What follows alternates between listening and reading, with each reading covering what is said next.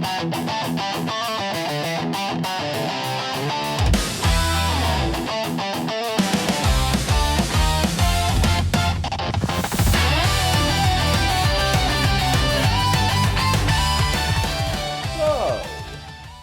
who saw this coming? Because I did. And I know Hunter is not happy, but it's for the best. Hey everybody, I'm Cortez, and I'm a critic, and welcome. We're continuing a very long process of trying to get as many of these videos as can before the NFL draft, as we are very, very, very close to the NFL draft announcement. So you're going to see a lot of these videos come out in bulk. They can be like Costco for YouTube. So I'm doing a lot of work to make up for it.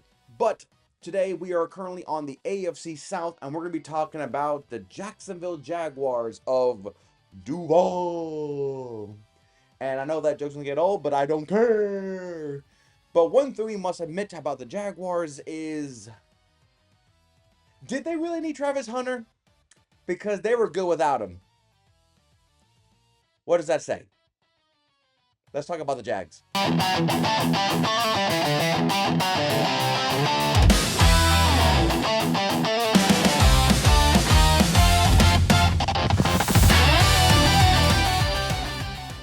It is still surprising how good the Jacksonville Jaguars were last year because of everything. I mean, they got a new head coach, went through the whole thing, and the Liam Cohen thing, you know, first time head coach, brilliant offensive mind. You just felt like he's going to do it.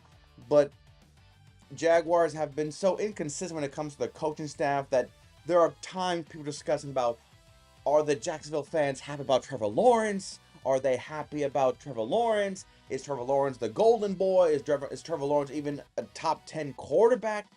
And I think as successful as the Jaguars were last year, I still feel like that question has not solidified any confirmation, even from the Jacksonville Jaguars fans. And I've met a few of them in my local town of Central Florida, and some of them are thinking, eh. So, in a weird way, I feel like the Jaguars are still in that spot of, are they good? Are they not? Because they were the one team in the playoffs that I felt like if you sleep on them, they will smack you in the mouth. That's why, for some fans, I'll agree, Buffalo beating them, / they threw a pick to lose the game, really kind of made the rest of the AFC, because I'm telling you right now, if Jacksonville played against the Patriots in any capacity in the playoffs, Jacksonville would have beaten the Patriots, and therefore we will not be having to worry about the Patriots in the Super Bowl again, or getting the so-called worst team in the Super Bowl conversation that's been happening post-Super Bowl. We probably would have had at least been privy to a more competitive Super Bowl matchup. But I still believe Seattle or the Rams would have won the Super Bowl, so Jacksonville maybe would have got a trip to the Super Bowl, and that's about it. And they would join teams like the Cardinals, who went there and did nothing ever since. But I was optimistic about the Jaguars. I did give you a 10-7 height.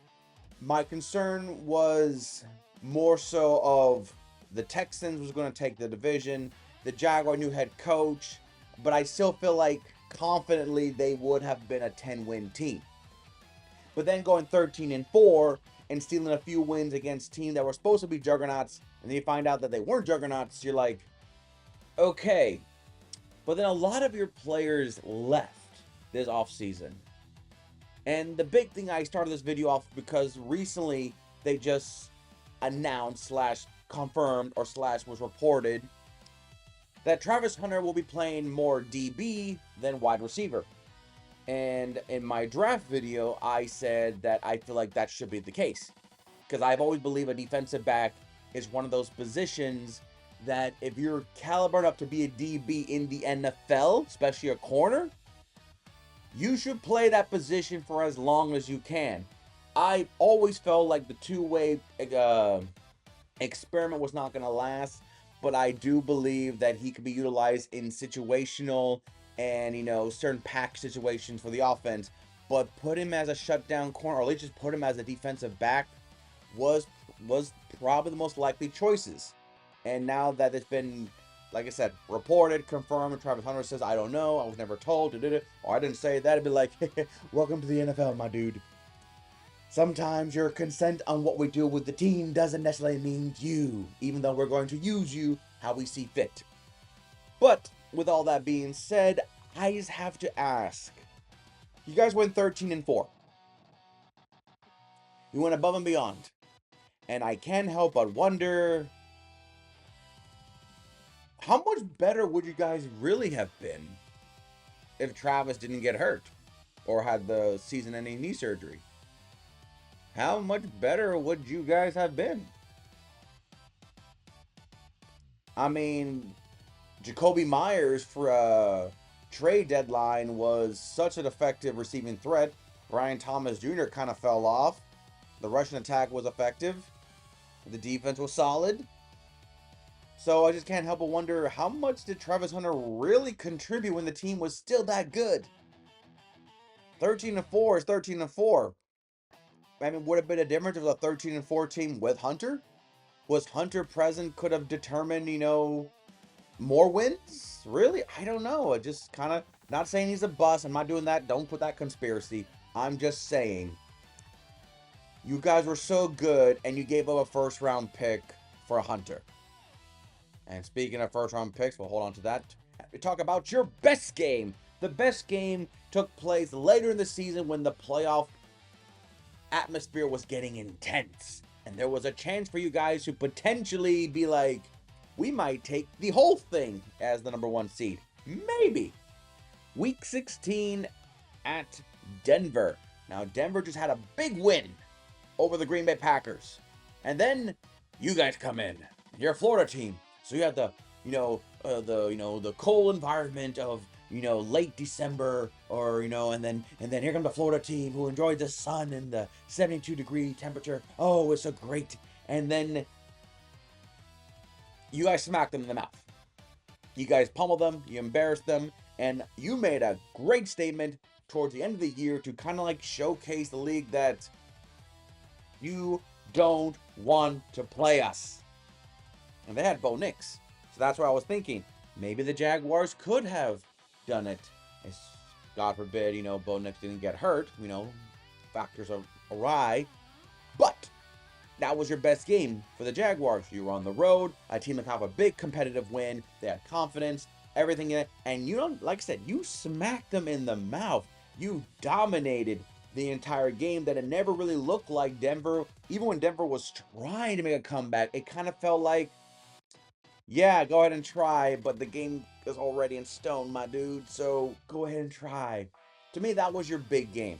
It showcased the rest of the AFC and maybe even the rest of the NFL that maybe we need to start considering Jacksonville Jaguars as Super Bowl contenders and not just, well, they might go to the divisional round and then we'll give them a participation trophy for congratulations for making that far.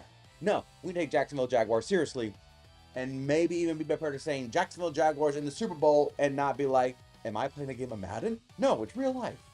So that's your best game. Your worst game was Week 10 versus the division foe at Houston. Now, for those of you, Houston and Jaguar fans, remember that game. Some of you might have different forms of what it was.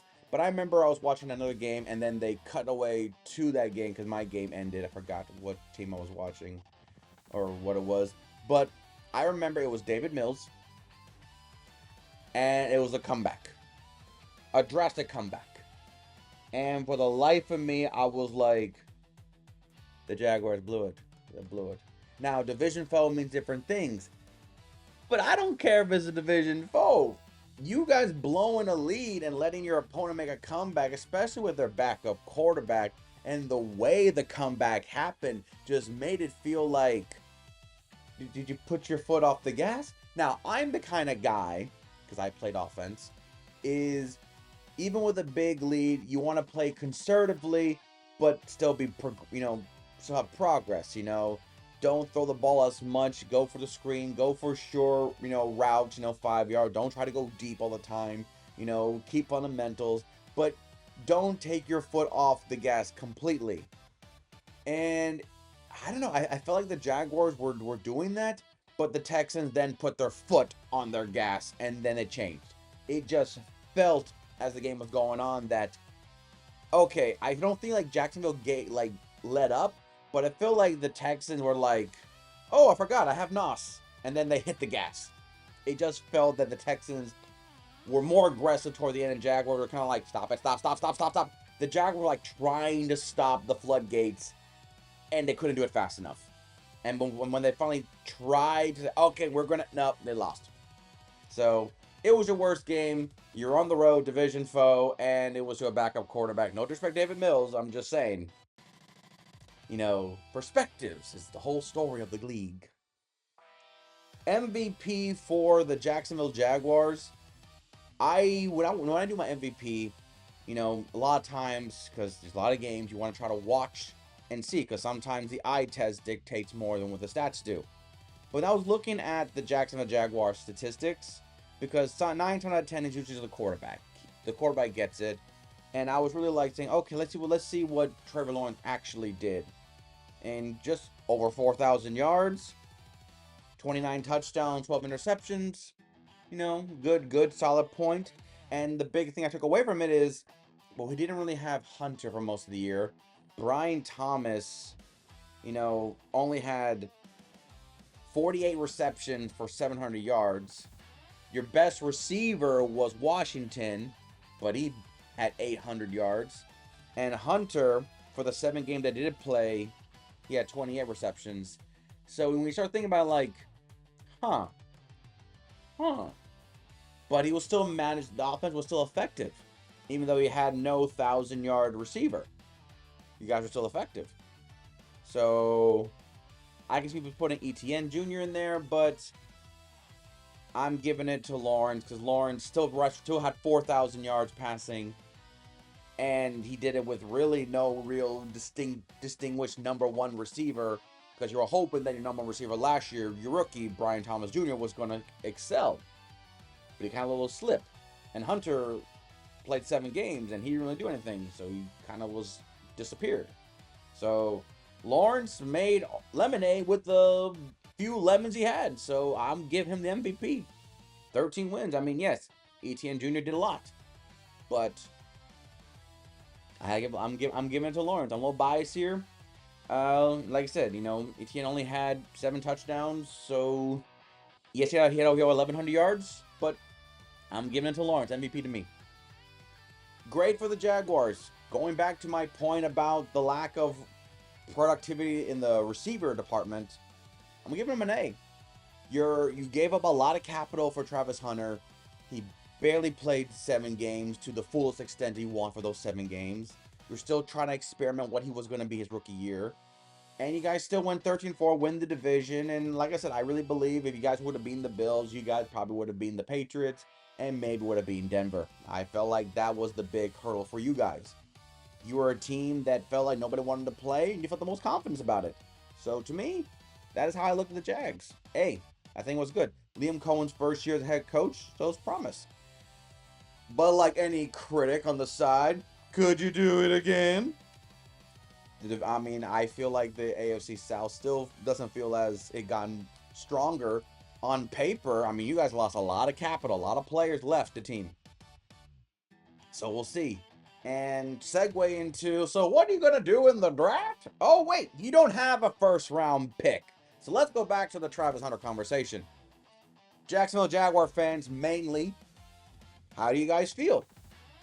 Personally, as a non-Jaguar fan who just watched Travis Hunter because of Dion and Colorado, so of course, you had to pay attention because you kind of want to be a combination of a fan and also a skeptic at the same time, but you still enjoyed. I can't help but feel like it was always destined he was going to be eventually had to commit to one position. When he plays receiver, it's very smooth. It's very smooth. But there's a part of me thinking like, but if he plays corner so well, I would like him to play corner. And that's when I hear the report, I was kind of like, it makes sense. Now, would have made sense if you turn him to a receiver? Yes, it would have made sense. But then I felt like, but corner is such a hard position. Such a hard position to have a good one at. Someone that could be that good for 10 plus years. A receiver, Sometimes they can have a lackluster and still be good. So to me, I would say personally, we have not seen enough. There were some bright spots there, and him becoming a full-time corner make the most sense to me. The Jacksonville Jaguars, I'm sure you guys had your own opinions on things, but to me, I like the decision. And is he worth the capital you gave up? We don't know. We don't know. So we're still hoping, but like I said, you guys went 13-4 without him, and I can't help but feel like if he was playing, it probably would have helped a few plays here and there with his presence. Maybe. I don't know, but it's hard to say. He went 13-4 without the player you gave up a lot of draft pick and capital for. So that is the Jacksonville Jaguars. It benefits when they have no players to talk about when it comes to the draft. So we're continuing the AFC South, and we're going to go to a team that surprised everybody. But just like the Buccaneers, they also had a collapse. But somehow not as bad as the Bucs. Their quarterback got hurt. Oh no. So next time we'll be talking about the Indianapolis Colts as they try to reload and still have some stench of inconsistencies and poor management. Yeah. So until next time, I'm Cortez, and I'm a critic. Thank you so very much for watching.